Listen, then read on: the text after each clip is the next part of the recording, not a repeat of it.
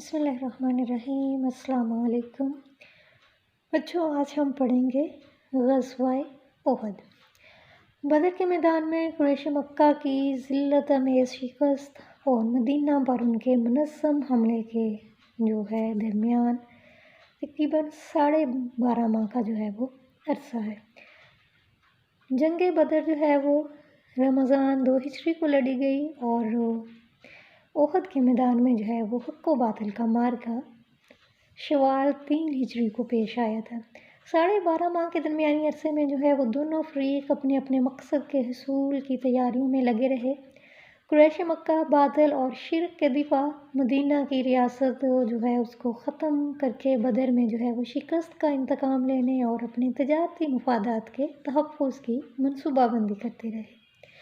اللہ کے رسول صلی اللہ علیہ وسلم کو ریاست مدینہ کے اندر بھی باطل قوتوں سے مقابلہ درپیش رہا اور ریاست سے باہر کے بدو قبائل اور مکہ کے قریش سے بھی۔ بدر میں اللہ کے رسول صلی اللہ علیہ وسلم کی فتح سے جزیرہ نماء عرب کی ساری مشرک اور باطل قوتیں وہ اللہ کے دین اور رسول صلی اللہ علیہ وسلم اور ریاست مدینہ کے خلاف وہ ایک وسیع تر اتحاد کی کوششوں میں لگ گئی تھیں۔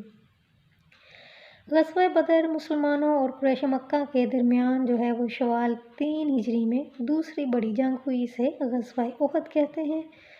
احد وہ ایک پہاڑ کا نام ہے جو کہ مدینہ منورہ کے شمال میں 3 میل کے فاصلے پر واقع ہے۔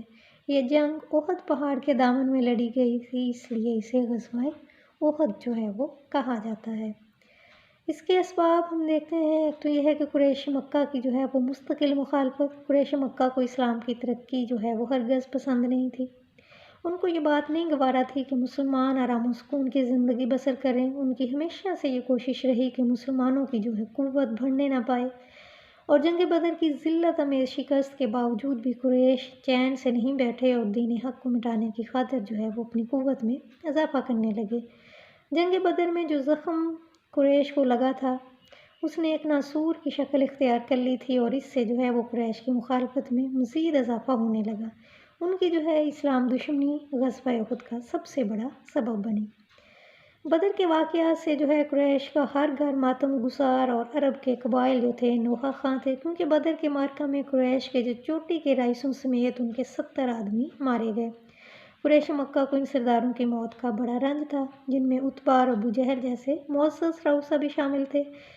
انہوں نے بدر کی شکست فاش لینے کا انتقام لینے کی ٹھان رکھی تھی۔ تمام سرداران قریش تھے، انہوں نے فیصلہ کیا کہ مقتولین کا بدلہ لینے کے لیے شام کی تجارت کا کل نفع مسلمانوں کے خلاف جنگی تیاریوں میں خرچ کیا جائے گا۔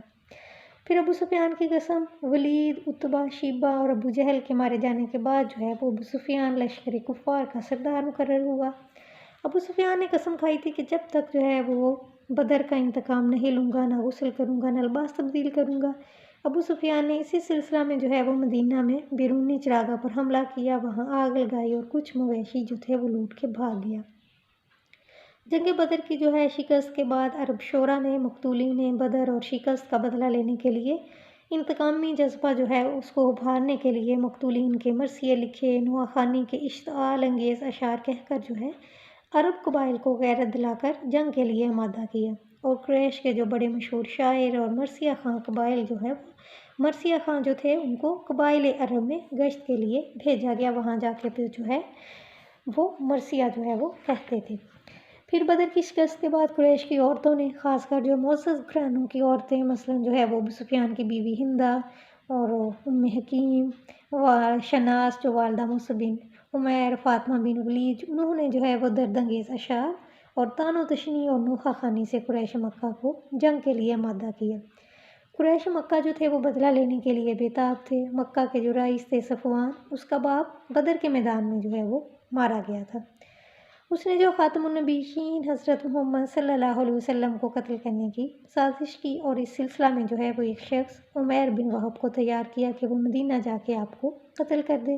عمیر بڑی رازداری سے کام لیتے ہوئے ذہن میں بوجھی تلوار لے کر اونٹ پہ سوار ہو کے وہ مدینہ پہنچا۔ مسجد نبوی کے دروازے پہ حضرت عمر نے اسے دیکھ لیا۔ حضرت عمر نے وہ آپ صلی اللہ علیہ وسلم کو بتایا کہ مجھے عمیر بن وہب کی نیت ہے وہ درست نظر نہیں آتی۔ تو خاتم النبیین حضرت محمد صلی اللہ علیہ وسلم نے فرمایا کہ اسے میرے پاس لے آؤ۔ عمیر کو جو ہے وہ آپ کے سامنے پیش کیا گیا۔ جب تو آپ نے پوچھا کہ کیسے آنا ہوا، اس نے کہا میں تو محض جو ہے وہ اپنی قیدی چھڑانے کے لیے آیا ہوں۔ تو آپ صلی اللہ علیہ وسلم نے پوچھا پھر یہ تلوار ہے، اس کو لانے کا مقصد کیا ہے؟ تو اس نے جواب دیا اس تلوار نے پہلے ہمارا کون سا کام کیا ہے؟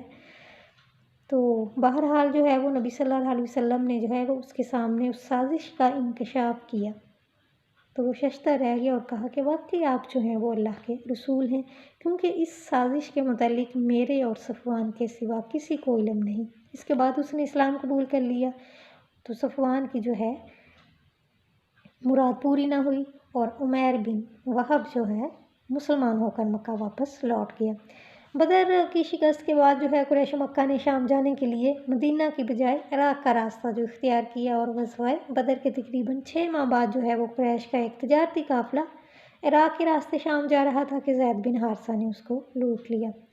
پھر یہودیوں سے گٹھ جوڑ، اگرچہ یہود مدینہ کا جو ہے وہ مسلمانوں سے یہ معاہدہ تھا کہ مدینہ پہ حملہ کی صورت میں وہ مسلمانوں کا ساتھ دیں گے، مگر انہیں اسلام کی ترقی ہرگز برداشت نہیں تھی۔ وہ بھی یہ جو ہے وہ چاہتے تھے کہ کسی نہ کسی طرح جو ہے وہ مسلمانوں کی قوت کمزور ہو جائے۔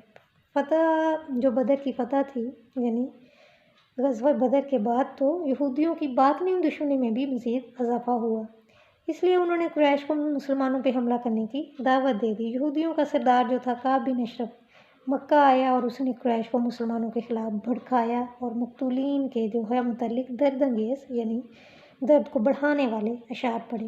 اس نے قریش کو جو ہے یہود مدینہ کی حمایت کا یقین دلایا کہ اگر وہ جو ہے وہ مسلمانوں پہ حملہ کریں گے تو وہ ان کا ساتھ دیں گے۔ تو پھر یہ تھے اسباب جن کی بنا پہ جو ہے وہ غزوہ احد ہوا۔ اللہ حافظ ناصر۔